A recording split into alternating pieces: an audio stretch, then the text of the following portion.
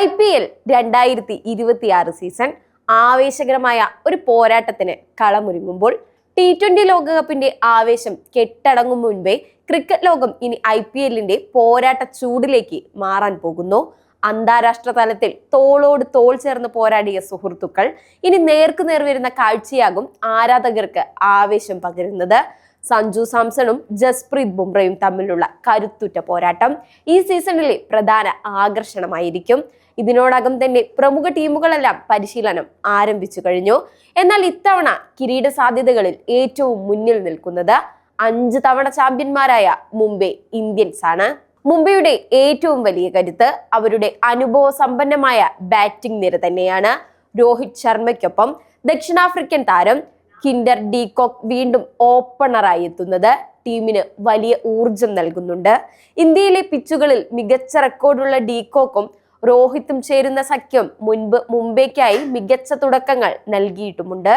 കൂടാതെ സൂര്യകുമാർ യാദവ്, തിലക് വർമ്മ, ഹർദിക് പാണ്ഡ്യ എന്നിവർ ഉൾപ്പെടുന്ന മധ്യനിര ഏത് വലിയ ലക്ഷ്യവും മറികടക്കാൻ കെൽപ്പുള്ളവരാണ്. ബൗളിംഗ് നിരയിലേക്ക് വരുമ്പോൾ ജസ്പ്രീത് ബുംറ, ട്രെന്റ് ബോൾട്ട്, ദീപക് ചഹാർ തുടങ്ങിയവർ എതിർ ടീമുകൾക്ക് വലിയ വെല്ലുവിളിയാകും. എന്നിരുന്നാലും ചില ആശങ്കകൾ മുംബൈയെ അലട്ടുന്നുണ്ട്.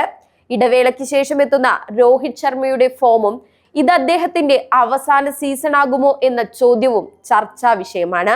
ലോകകപ്പിൽ സ്ട്രൈക്ക് റേറ്റിന്റെ പേരിൽ വിമർശനം നേരിട്ട തിലക് വർമ്മയ്ക്കും നായകൻ ഹർദിക് പാണ്ഡ്യയ്ക്കും ബാറ്റിംഗിൽ സ്ഥിരത കണ്ടെത്തേണ്ടതുണ്ട്. എങ്കിലും നിലവിലെ ടീം കരുത്ത് പരിശോധിക്കുമ്പോൾ മുംബൈ ഇന്ത്യൻസ് തങ്ങളുടെ 6ാം കിരീടത്തിലേക്ക് പന്തെറിയാൻ പൂർണ്ണ സജ്ജരാണെന്ന് നിസ്സംശയം പറയാം. ചുരുക്കത്തിൽ അനുഭവ സമ്പത്തും യുവരക്തവും ഒത്തുചേരുന്ന ഒരു സന്തുലിത നിരയാണ് ഇത്തവണ മുംബൈ ഇന്ത്യൻസിന്റേത്.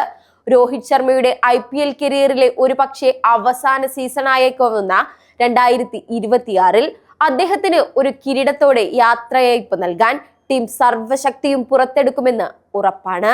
പരിക്കും ഫോമില്ലായ്മയും വില്ലനായില്ലെങ്കിൽ വാങ്കഡെ സ്റ്റേഡിയത്തിൽ 6ാം IPL കിരീടമുയർത്താൻ മുംബൈക്ക് തടസ്സങ്ങളുണ്ടാകില്ല.